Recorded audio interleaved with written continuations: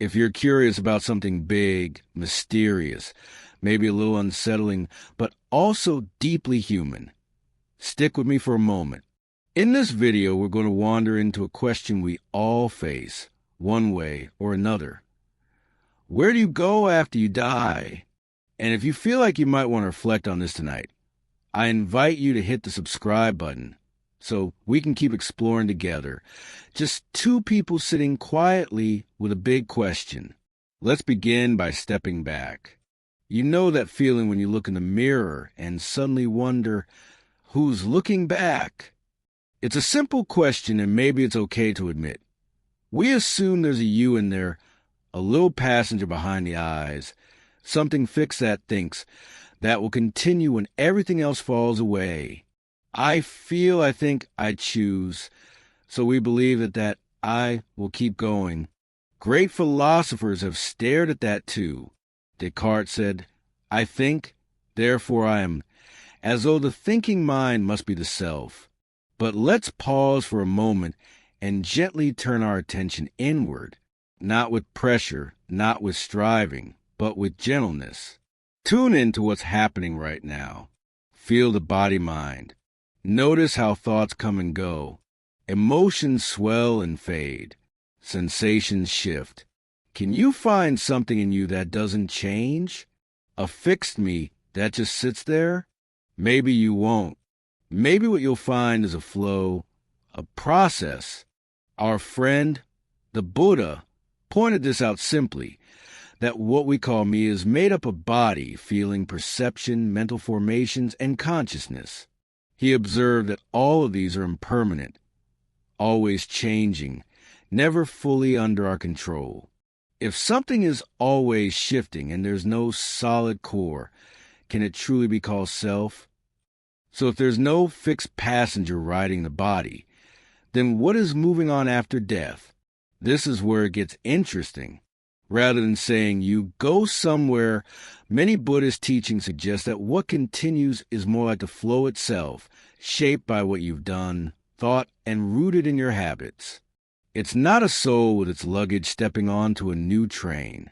It's more like a flame lighting another flame, or a wave rising, changing, dissolving. The identity you assumed was rock solid turns out to be more like water in motion. Because of that, the question changes from where am I going to what is guiding the current of my life right now. If you're cultivating kindness, clarity, compassion, then you're shaping that current. If you're caught in irritation, grasping, fear, then the current runs there too. So perhaps part of what death asks us is, what kind of current have you been flowing in? What kind of hold do your intentions have? Because though there may be no fixed you, jumping bodies, what you do, what you intend, and how you live still matters. If you're still with me, thanks for staying. In the next part, we'll walk deeper into how this current shapes the next chapter, what it means for life for now, and yes, for the end. And if you're finding this interesting, maybe pause and subscribe, because we'll keep wandering into these questions together, softly, gently, with no pressure. All right, let's continue gently, keeping it soft and thoughtful. Now that we've seen that there's no fixed you traveling after death, the next question naturally comes up. What shapes where the flow goes? It may be easy to think of it like this. Imagine a river.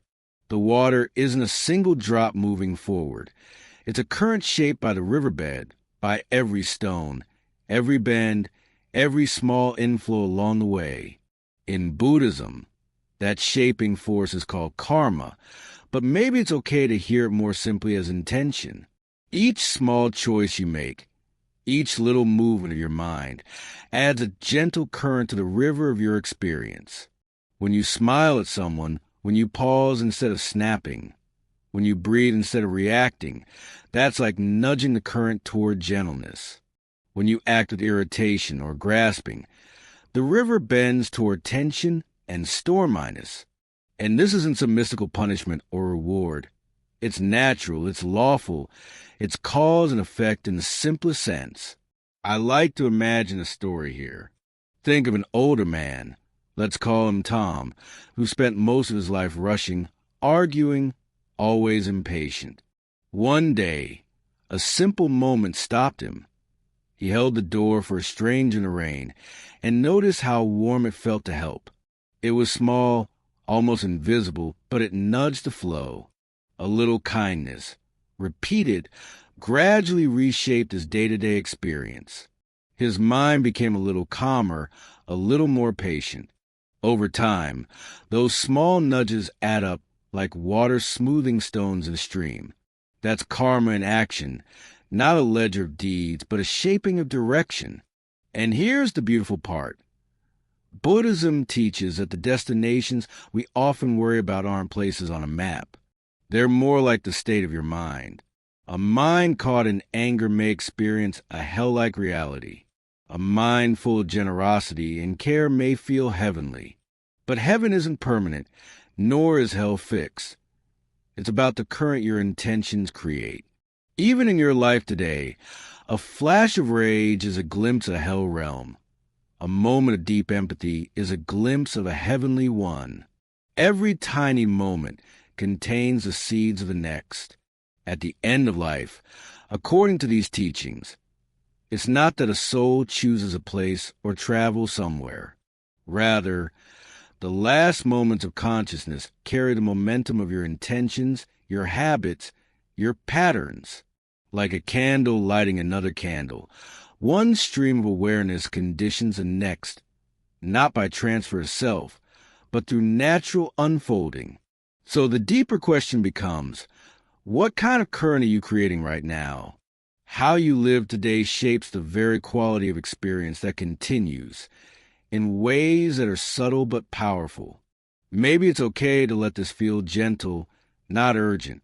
There's no judgment, no rush, just noticing.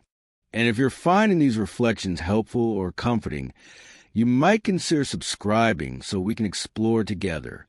Because the truth is, these questions about life, about death, about the flow in between, are best explored softly, moment by moment, like whispering to yourself on a quiet evening. In the next part, we can look even closer at what the final moment of life might feel like, and how this understanding can help us live with a little more ease, a little more clarity, right here and now. Let's keep moving gently into part 3, soft and reflective. Now that we've seen how our intentions shape the flow of experience, it may be comforting, or maybe a little unsettling, to think about what happens in those very last moments of life. Imagine the body gradually slowing down, like a gentle tide retreating from the shore. The breath softens, warmth fades, muscles loosen. It's okay to picture it calmly. There's no rush, no drama. And in those moments, something subtle is happening inside the mind. Even if the body is quiet, awareness may become unusually clear. Some call it a kind of lucidity at the edge of life. Thoughts or images may arise, sometimes tied to our strongest habits, patterns, or memories. Perhaps it's a memory that brings comfort, or maybe a symbol that feels familiar, like a simple object or a feeling you've known well. Here's a little story that may help. A woman, let's call her Lila, spent her life in constant worry and hurry. In her final moments, lying quietly, she noticed something surprising, a flash of gratitude for small kindnesses she had given and received. That flash didn't erase a lifetime, but it set a gentle tone for the current of her final awareness. Buddhism teaches that these moments, small as they may be, are ethically potent. They're like the last brushstroke on a canvas. You can't go back, but the stroke shapes the next image. The teaching here is simple, maybe even a little intimate. The mind doesn't make some grand decision about where it goes next. It continues naturally, in alignment with the tendencies you've cultivated all along. So the quality of your intentions, the habits you've formed, the gentle moment of attention you've offered to yourself and others, all become the guiding current. It's a soft but powerful reminder that what matters isn't some distant destination, but the little choices we make now. A smile, a pause, a breath. These ripple forward in ways we may never see, yet they're real. And maybe that's the quiet miracle here. Even without a fixed self, without a soul moving from here to there, life is full of these moments of shaping. They're intimate, they're present, and they're ours. And if you're watching this, maybe take a moment now, just a soft, gentle pause, and notice the intention you're holding in this breath. If you feel like exploring this kind of gentle reflection more, consider subscribing. Not because I have all the answers, but because we can walk quietly together through these questions, whispering them to ourselves, learning slowly, softly.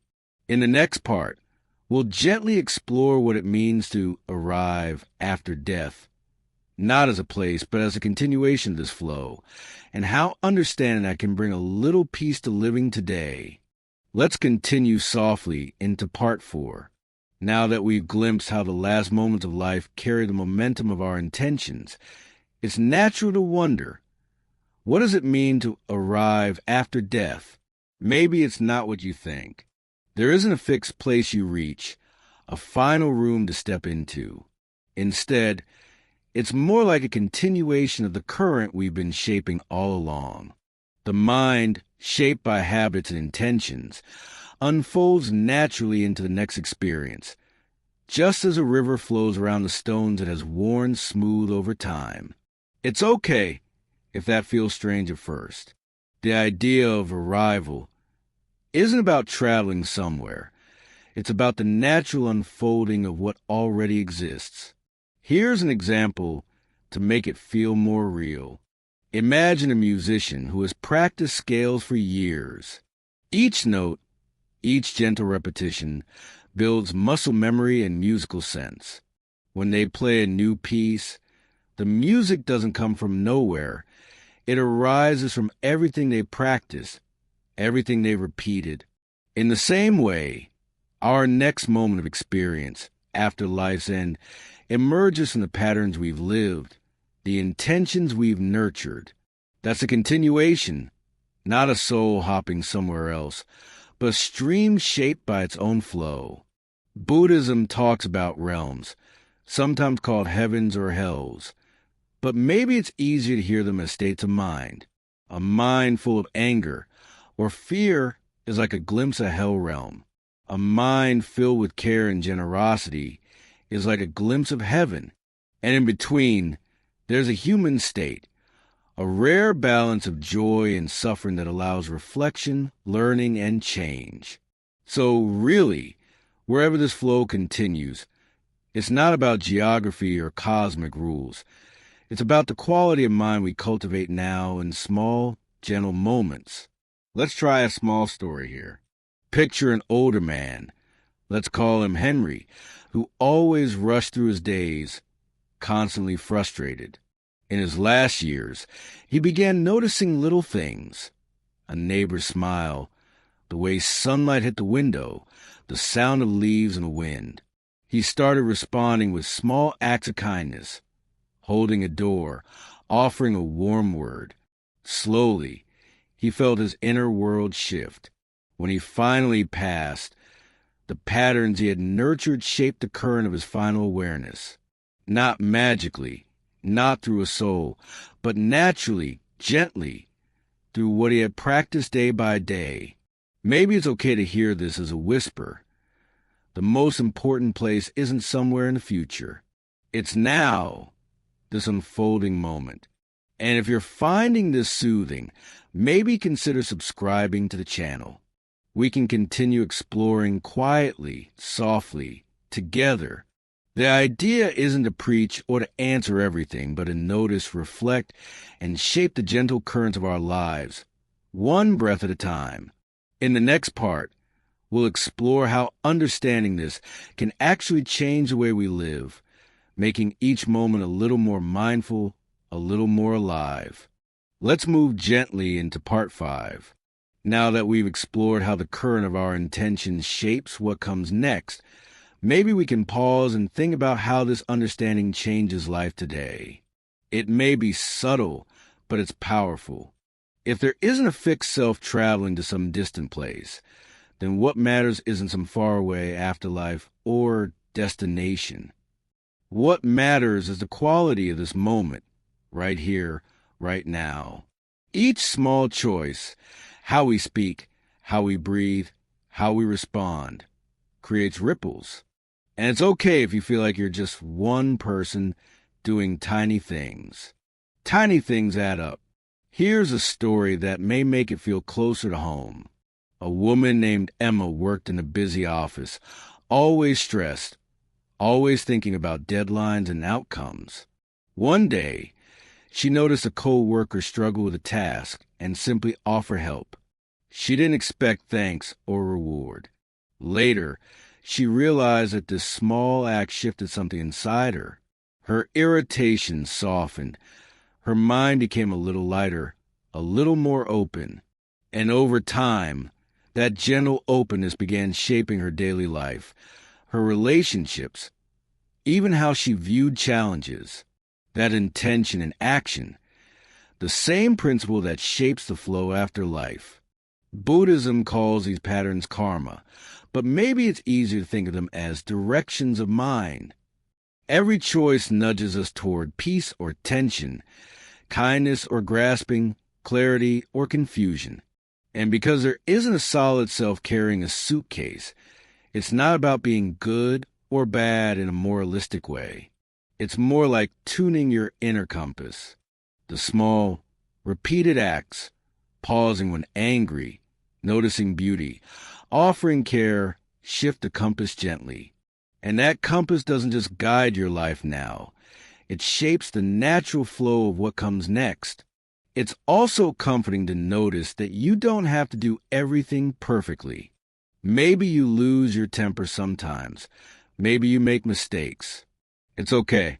The river bends, it flows, it keeps moving. You just notice, you adjust, you breathe, and over time, the curve becomes gentler, more steady. So maybe the quiet invitation here is this. Notice your small choices. Notice your intentions. And remember that even the tiniest act of care, attention, or kindness matters. Not only today, but in the unseen ways it shapes the ongoing current of experience. And if this reflection feels meaningful, maybe subscribe to the channel. We can continue exploring these ideas slowly, softly, and together, without pressure, just gentle curiosity. In the next part, we'll look even closer at how the mind's final moments are influenced by the life lived, and how that awareness can help us live more fully, with a little more ease, right here in the present. Let's gently step into part 5, now that we've been exploring how our intentions shape the flow of experience. Maybe it's time to see what this means for living each day. You see, if there isn't a fixed you traveling somewhere after death, then the real power is in this moment, right here. Each choice, each breath, each small act, whether it's pausing when frustrated, offering a smile, or simply noticing the world around you, nudges a current of your life, like water shaping the stones in a stream. It may feel small, maybe even insignificant, and that's okay. The river still flows, and each drop contributes. Let me share a story. There was a woman, let's call her Emma, who worked in a busy office. She was always rushing, always stressed, always thinking about deadlines. One day, she noticed a colleague struggling with a task and decided to help, without expecting anything in return. That small choice softened her mind, gave her a sense of lightness she hadn't felt in years. Over time, these little acts of attention and kindness began to shape her daily life, how she reacted to challenges, how she connected with people, how she carried herself. Each small intention added a gentle current toward peace, toward clarity. That's the essence of karma, not as punishment or reward, but as a shaping of our inner direction. And here's something comforting. It's okay if you stumble, if you get impatient, if you lose your temper. It's okay. The river bends, the current flows, and there's always a chance to notice, to adjust, to breathe. Each time you choose with awareness, each time you pause instead of reacting automatically, you're gently realigning your inner compass. So maybe the quiet invitation here is this. Pay attention to your small intentions, notice your choices, and let them ripple gently through your life. Over time, those ripples shape not just this moment, but the very current that carries forward. And if these reflections feel meaningful, consider subscribing. Just a gentle way to keep exploring, softly, quietly, together. In the next part, we'll move closer to understanding the very last moments of life and how what we practice today can shape those moments, bringing a little more ease and clarity to the final transition. Let's move softly into part 7. By now, we've been talking a lot about how the flow of intention shapes experience and how even the tiniest acts ripple forward. Now, let's lean a little closer to the edge of life and consider the moment of death, not in a scary way, but as a natural transition, something gentle we can reflect on. In Buddhism, this moment is not about a soul leaving the body. It's about the mind's final movements, subtle and profound, carrying momentum of life lived, the habits, the kindnesses, the tensions, the fears.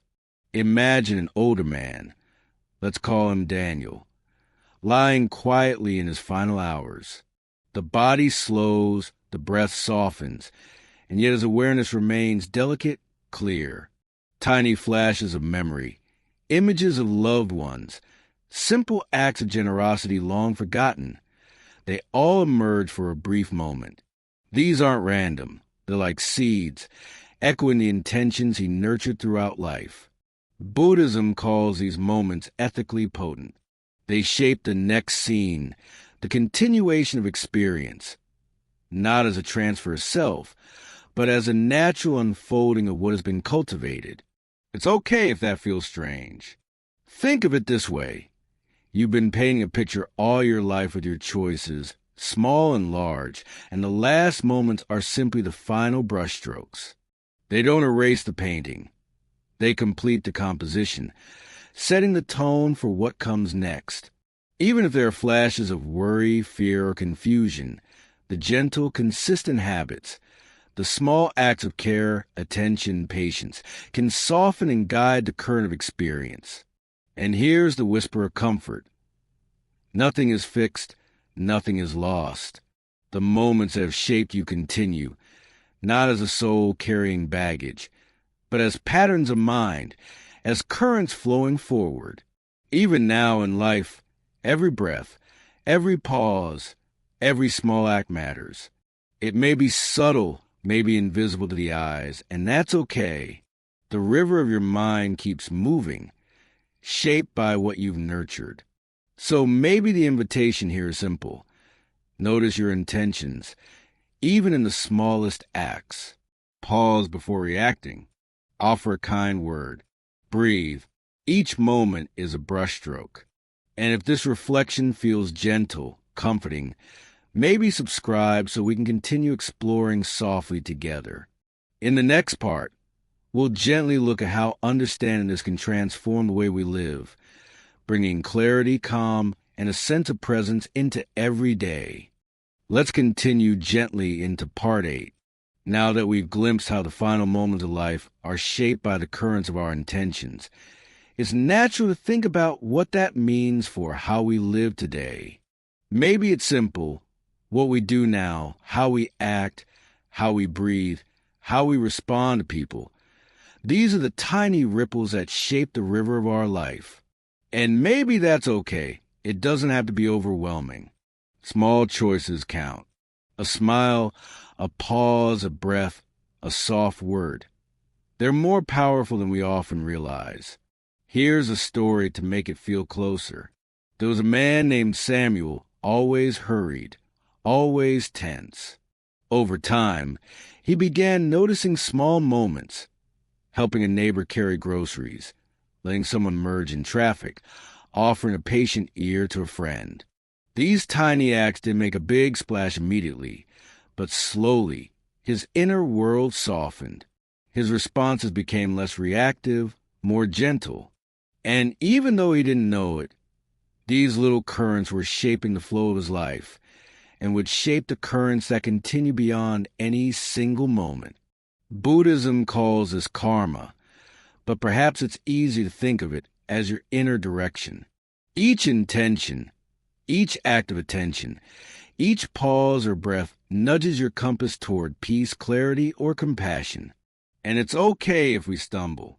You might get frustrated, you might react sharply, and that's fine. The river bends, the current flows, and there's always a chance to notice, adjust, and soften again. It's all part of the gentle shaping. Maybe the whisper here is this: you don't need to fix everything. You don't need to be perfect. Just notice. Just choose gently, repeatedly, and over time, the river of your life grows steadier, calmer, more aligned with what matters. And if you feel like exploring this kind of reflection together, softly, quietly consider subscribing. We can keep walking these questions together, one gentle thought at a time, without pressure. In the next part, we'll explore more deeply the idea of nibbana, not as a faraway place, but as a quality of peace that can begin to appear when the current of mind are nurtured with awareness, care, and kindness. Let's move softly into part 9. By now, we've been exploring how the flow of intention shapes experience, how the currents we cultivate ripple forward, and how even the final moments of life carry the momentum of our choices. Now, let's gently look at what this all points to, what Buddhism calls nibbana. Maybe you've heard it translated as extinction or nothingness, and yes, that can feel a little stark, but maybe it's okay to soften that idea. Nibbana isn't about disappearing or about a soul vanishing somewhere. It's more like the river finally resting in a calm, still place, not forced, not blocked, but naturally peaceful. Imagine someone who spent years noticing their intentions, pausing before reacting, choosing kindness, practicing awareness. Over time, the habitual currents of anger, grasping, fear, they begin to settle. The mind isn't fixed. The self isn't permanent. But there's a deep peace that arises from the flow itself. It's unconditioned, not shaped by craving, not shaped by clinging, not tossed about by desires or aversions. It's like sitting by a quiet stream, feeling the water move without forcing it, without grasping it, just noticing and letting it be. Here's a story that might help. There was a monk, let's call him 𝐂𝐴𝐸, who spent decades quietly attending to each breath, each intention. He didn't chase mystical experiences, didn't seek rewards or punishments. One day, he described feeling a calm so profound it was almost like the world itself had softened. Not nothing, not empty, just gentle clarity, like a lake reflecting the sky perfectly. That's a taste of nibbana. It's not somewhere to go. It's a quality of mind that becomes visible when the currents of habit, reaction, and confusion are transformed. And maybe the whisper here is simple. Every small choice, every pause, every act of kindness, every mindful breath, all of these ripple into the flow of your life. They don't just shape your days. They shape the gentle currents that continue moment by moment. There's no fixed you traveling, no final room to enter. But there is a process, and it can be softened, nurtured, and guided. If this reflection feels meaningful, maybe consider subscribing. We can continue exploring quietly, softly, together, sharing these whispers about life, death, and the gentle unfolding of the mind. In the final part, we'll tie everything together, reflecting on how living with this awareness changes everything about now, and how each small choice is quietly creating the currents of your life and beyond. Let's gently step into the final part, Part 10. Now that we've wandered together through the flow of mind, intentions, and the subtle currents that shape life and what comes after, maybe it's time to pause and let it all settle. If there's no fixed you traveling somewhere and the mind simply unfolds naturally, then what really matters is how we live right now. Every breath, every pause, every small act of care or attention, these are the brushstrokes painting the current of your life. And maybe that's okay. Maybe it's enough to just notice, to gently choose to allow the river to flow with awareness. Imagine a quiet evening, you sitting by a window, watching the light fade. Each thought arises and passes. Each feeling comes and goes. And in that stillness, you notice a simple truth. The world doesn't need you to fix it. You just need to attend to your little currents, your intentions, your kindness. Every tiny act matters. Every pause matters. Every soft word matters. And these tiny ripples are shaping your experience now and in ways that will continue subtly into whatever comes next. Buddhism reminds us that even the highest heavens, the most peaceful realms, are not permanent destinations. They are temporary reflections of mind, glimpses of what is possible when intention and attention align. And the ultimate freedom, nibbana, is not a far-off place. It is a quality of peace, clarity, and unconditioned ease that arises when the river of mind flows without grasping, without clinging, and with gentle awareness. So maybe the whisper here is simple. Let the little things matter. Notice the choices you make, the intentions you hold, the kindness you give. It doesn't have to be big. It doesn't have to be perfect. Just soft, steady, gentle. And if you felt something in this reflection, maybe consider subscribing so we can continue exploring quietly, gently together, one soft thought at a time. In the end, the question isn't really where do you go after death. The deeper, more intimate question is, what current are you creating right now? Because the life you live this moment, the intentions you cultivate, the kindness you practice, they are shaping the flow quietly, gently, endlessly. And that is where the true transformation begins.